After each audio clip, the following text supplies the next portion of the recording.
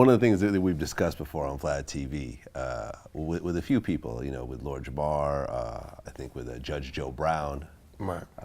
with John Amos, was how they feel how society tries to feminize black men, especially certain types of black men, to make them more palatable. You know, I hear to white people I hear by putting them in dresses and you know, it's funny. else I like hear that argument, and I never got that, because to me, that's always just been a comedy thing. That's like comedy 101. That's like one of the oldest tricks of comedy trade is men in drag.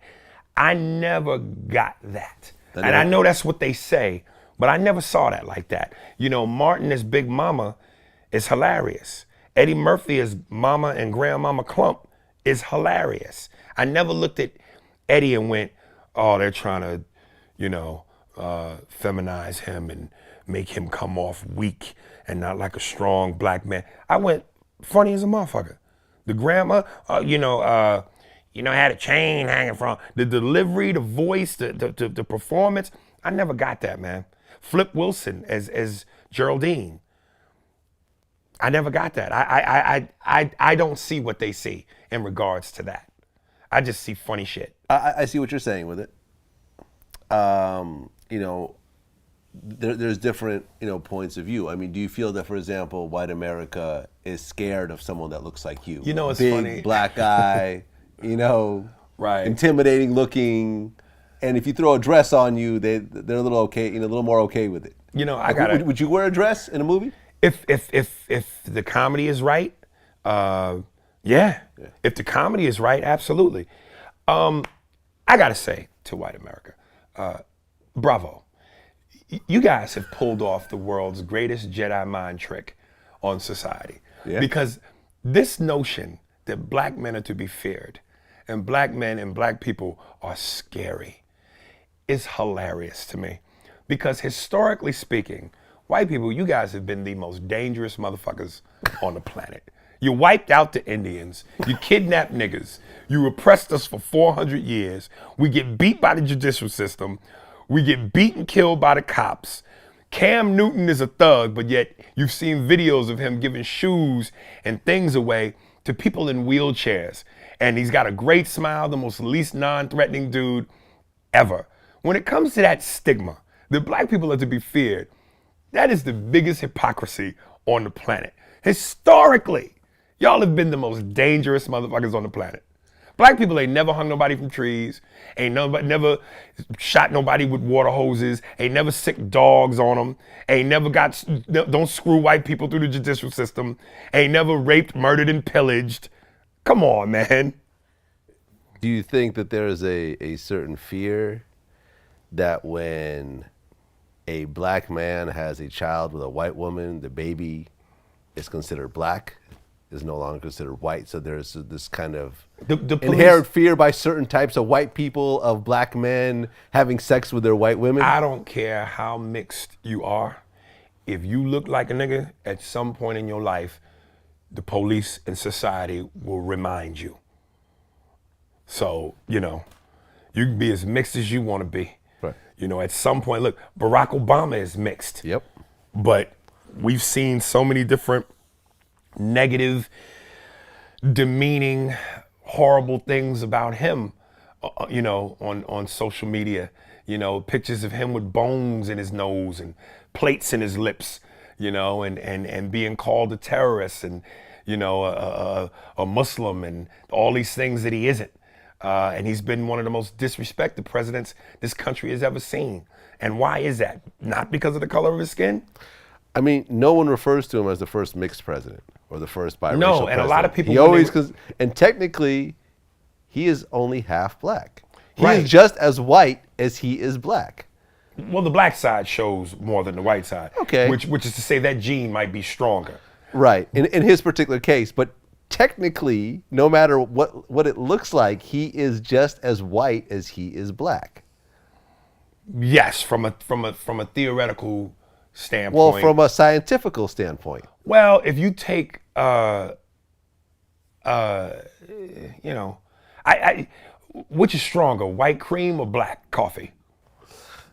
I mean, And you mix the white with the black, it still is brown.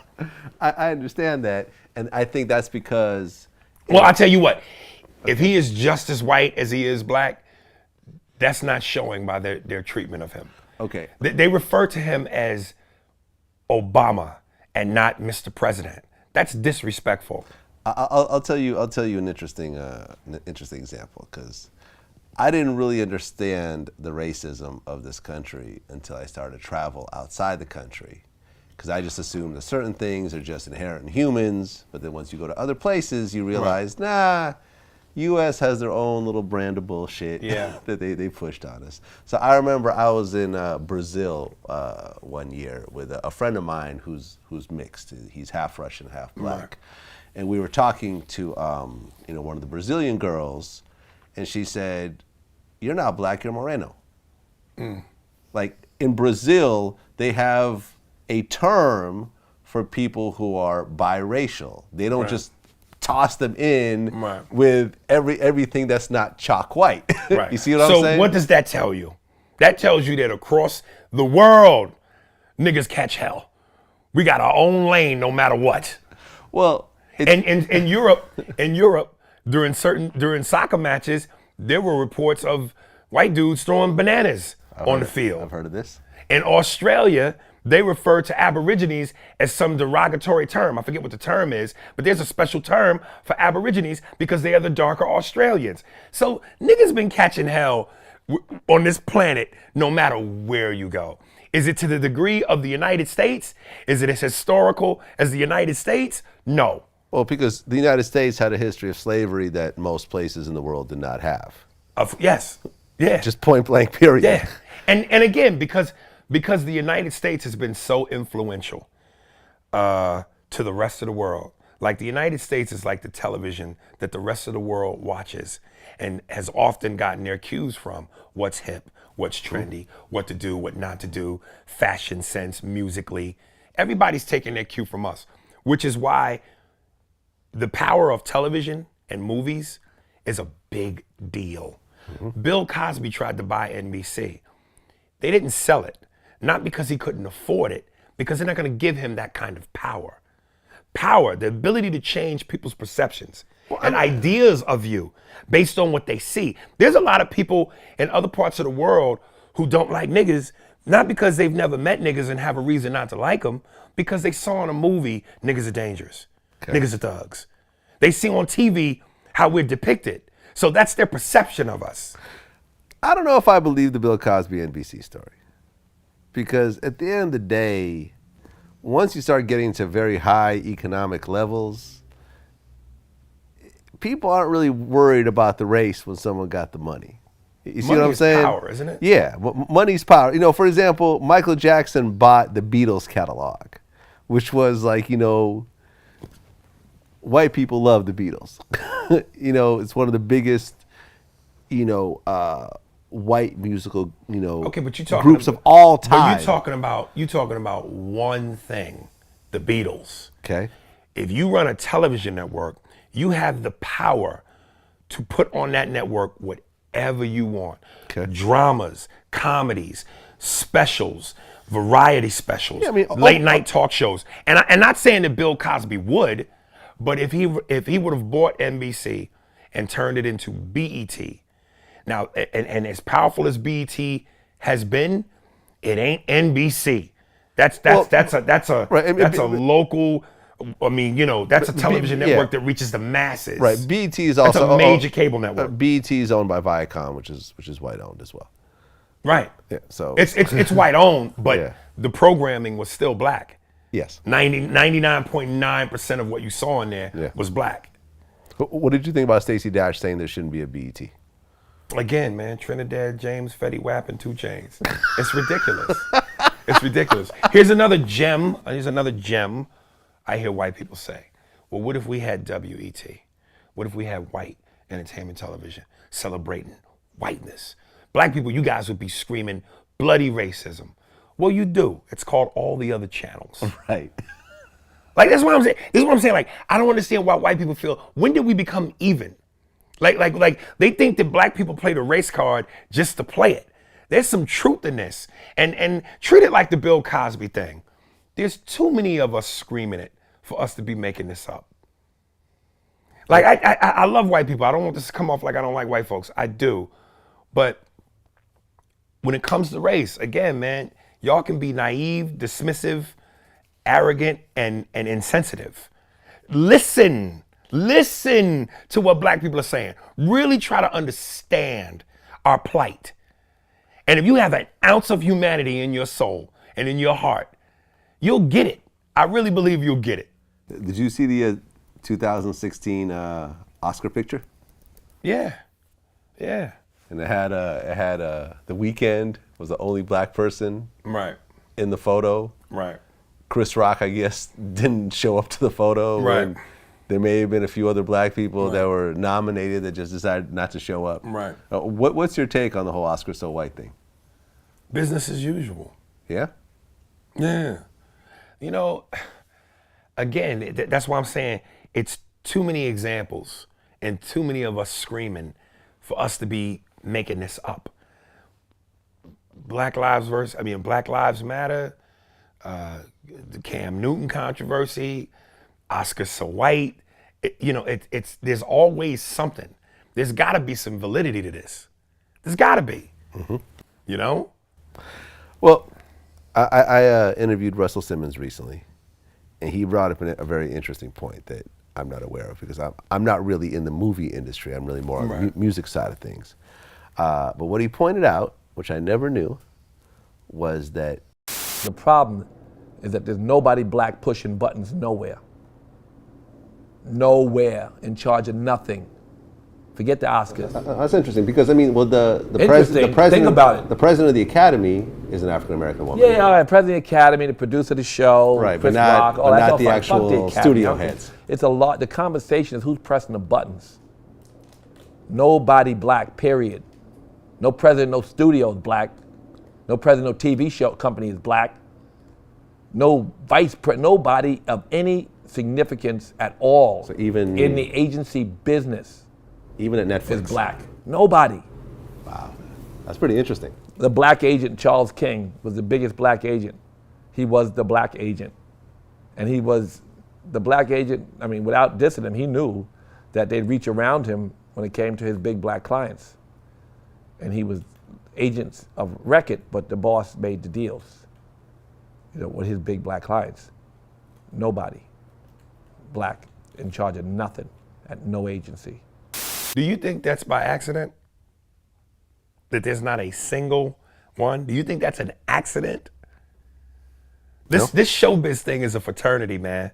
And I, when I first got into it, like anybody, when you first get into anything that you don't know about, there's a certain level of naivete.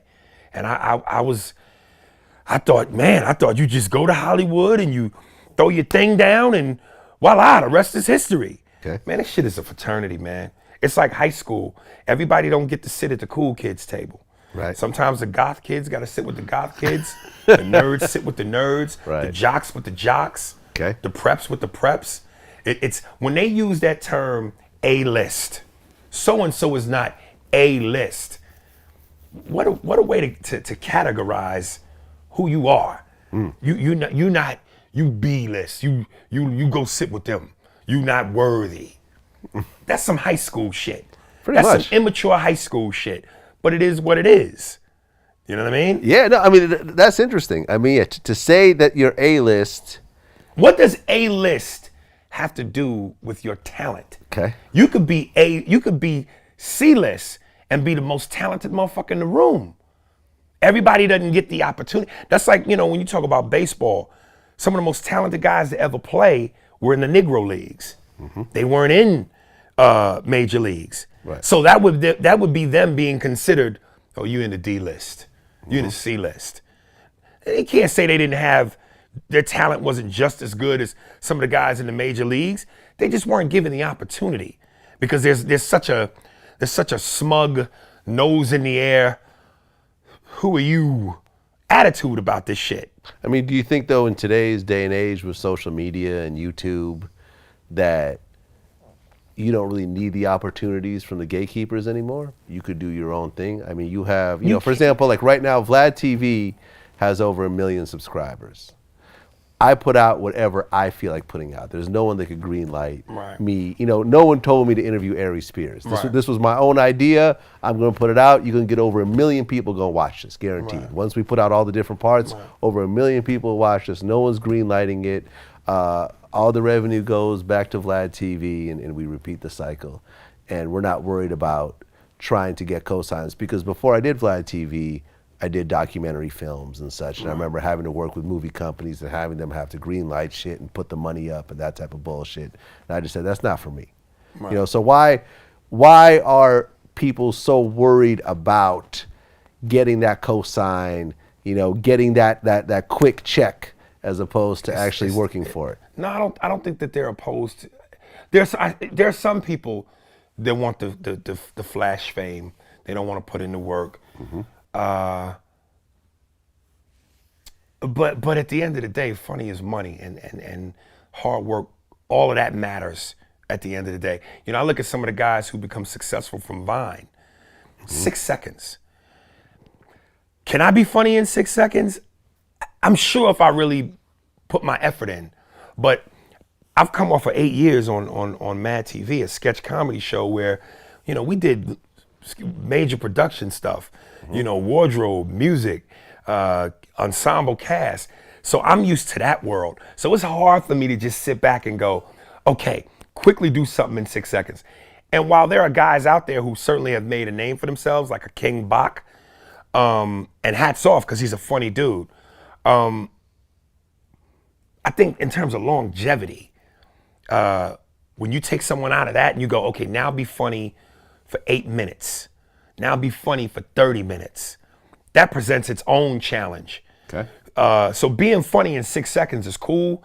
Putting up whatever you can put up on YouTube to get a little attention is cool. But for the long haul, can you do more than that? And I think sometimes people go, well, with YouTube and Vine and certain outlets, yeah, we don't need the major networks. We don't need the co-signers. We don't need that. You may not, but that's a lot tougher road. I mean, again, that's like comparing the NBA to the CBA. At some point, you want to play for the majors. You want the big leagues. And you know, the studios and the networks, those are the big leagues. Not saying you can't get through the cracks and make it because of a YouTube or a Vine, but it's just much harder. It's much harder. It's much harder, but once you achieve it, it's so much more satisfying. You know, Is it? I mean, as someone who owns their own platform, it really is. Because let me tell you, I worked on 3, you know, quote unquote films. I did 2 documentaries and I did an episode of American Gangster. American Gangster, you know, I had a $250,000 budget. For the episode, I had, you know, so I had all the best equipment and the editors, and you know, I did, I produced this documentary called Kiss and Tell, which was about Corinne Steffens, $350,000 budget. I can tell you, out of all those films, I have not seen a single royalty check. Right. You know, I busted my ass for like 3 to 6 months, working every day, doing everything, and then, you know, years later, it's like I'm being told they haven't recouped yet. Hey man, you feel me on this? My last stand-up special, I've been told that too. You see what I'm saying? Which makes I don't want to take you off your point, but it makes no sense to me how these people, you're in the business of making money. Yeah. So you guys aren't producing specials just to be doing them. You want a return. Exactly. So they give you upfront money, which kind of like back in the day, of the Motown years or the record industry, they buy you a Cadillac in a house. Right, and it's leased. That's the illusion. Right. You got a Cadillac in a house and you come from poverty, you should be happy. Right. Not knowing that the real worth is not in the car or the house, it's in owning your masters and seeing the money from your sales, getting a huge percentage. So, I've done a stand-up special and I've been told to this day, yeah, we haven't recouped enough to give you anything yet. Exactly. And if you try and fight it with lawyers, you'll probably end up spending more money on lawyers than you will find it, then it'll be worth it to see if you actually have something to recoup. Exactly. And this is why I own all my own masters. And I have 10,000 videos on my channel, which will keep making money after I'm dead. But let me ask you, in a perfect world, truthfully, if you could still do everything you're doing now in terms of control, but do it on a Spielberg level, and this means maybe having some co-signers or a major whomever, you'd say no to that? If I knew that I had ownership and I had real residuals and I wouldn't have to deal with a bunch of fuck shit, I've never been against collaborating with people, but I've noticed that when it's time to collaborate with people that are richer than you, you will almost always take the short end of the stick. That's what I have found. Right. So it took roughly 10 years to get to this point. Right. But for example, you've seen that Eddie Griffin interview that I did. Howard Stern had it on his show and talked about it for 10 minutes. It was on Fox, it was on NBC, It was on Daily Mail. That was a very important piece of footage that I was responsible for, that I'm gonna own for the rest of my life. Right. Whereas if I was working for NBC, I would have gotten a check for that and they would have owned that, forever. Yeah. I mean, there is a way to get there. And there is a way to achieve both. And of course, that is the biggest challenge of them all, is trying to get to that place. Because if you think about it, Spielberg didn't keep working for other people. Right. He went and started DreamWorks. Right. But that's what I'm saying. There's a way to achieve that. But the higher the goal, the bigger the hurdle. Well, I mean, do you want the fame or do you want the money? For me, I've always wanted the money. I don't really care, and a lot of times it's the trade-off between the fame and the money. We'll make you famous, but you're not going to be rich. Or you're not going to be as rich as we're going to be. I don't think you'll ever be as rich as they're going to be. But again, I think there's a way to achieve both. Denzel is pretty rich. Yeah. And he's pretty famous. Yeah. And he's pretty powerful. Yeah. Will he ever be as rich and as powerful as the studio? No.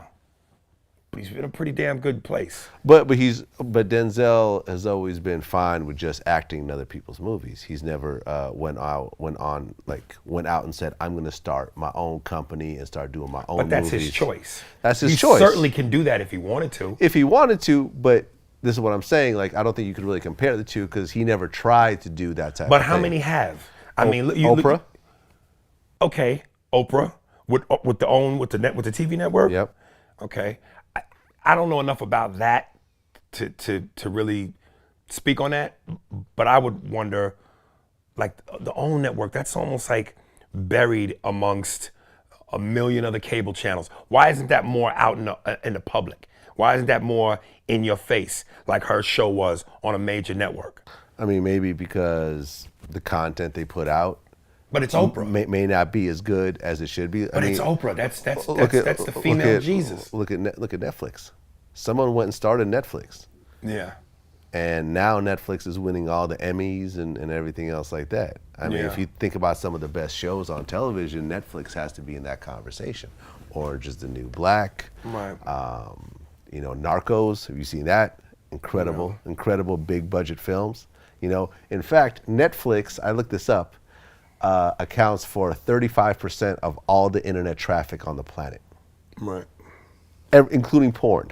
If you add up all the porn and all the other shit, all the YouTube, the whatever, Netflix accounts for a third.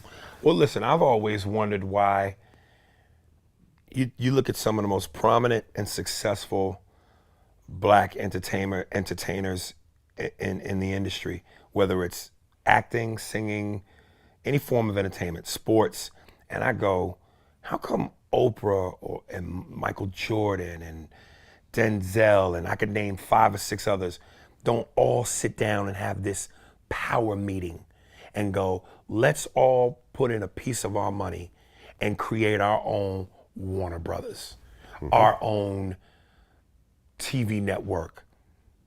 I would love to hear the answer to that question, because certainly with all that money, I would think that would be achievable. But I also think, to some degree, I don't know, and some people might think I'm going too deep here, but or might say it's ridiculous, but I think, again, when you talk about the effects of racism and slavery, there's always been this mentality within the black community of crabs in a barrel. You know, we're not the quickest race to look out for one another. As soon as one of us can get to the top, it's like, all right, made it. See you niggas, good luck. Whereas, you know, it seems like white boys in this business look out for each other all the time. How many movies are we gonna see where Nick Swanson and Rob Schneider are in an Adam Sandler movie? Right. He looks out for his boys. Right. And I wish more black entertainers would go, hey man, I got this movie I'm doing. I got you. Come with me. Let's do this. Well, So I think it'd be nice to know that if we took our resources and our power and our money and our fame, why we can't create that opportunity? Why we can't create that door for ourselves? We seem to be content on making it big, taking what we're given, and calling it a day. Stunting on everyone who hasn't made it. I'll tell you a very interesting conversation I had a little while back with Rip Hamilton, who has, you know, he played with Michael Jordan. Yeah, I know. You know, he has I think 2 rings. He said in the whole time that he was in the NBA, you know, you take a look at the NBA locker room, and, you know, based on whatever the rules are in the NBA that year, you're looking at a combined yearly income of like $100 million or so in that locker room, right? If you look at a typical NBA team, you know, you look at, for example, the Lakers. You know, granted, Kobe's making more than everybody, but there's all types of everyone there is a millionaire, probably a multimillionaire. Right. He said the whole time he's been in the NBA, he does not remember a single conversation in the locker room about how the fellow players are investing their money or starting new businesses. There's conversations about what kind of car they got, right, about what girl they're messing with, about what kind of jewelry they got. Nigga thinking. Yeah. Or, you know, a house that they got. Yeah. But and if you look at, you know, professional sports in general, it could be over in the blink of an eye. Right. One bad injury, and that's Right. it. It's over. Right. You know, the money you make, and unless you're lucky enough to become a sportscaster or whatever else, right, you know, once you're out of the league, that money completely stops. It's not like other fields. Right. But he said at no point does he remember talks about how people are investing not stocks, not businesses, not anything. Right. And that really kind of fucked me up, because it's like I'm always talking to people around me about that. Right. Like I'm always thinking about how I could keep this, you know, this money going and reinvesting and stuff like that. Right. Yeah, I don't think that we culturally have been groomed that way. You know, again, we come from, a lot of us come from poverty, and we've never had anything to begin with. So once you get it, it's like you feel like you've made it. I got it. I've achieved. I ain't got to do nothing else. I got it. I got the house. I got the car. I got the jewelry. I got it. And we don't think beyond getting it. Like, getting it is one thing. Keeping it is something else.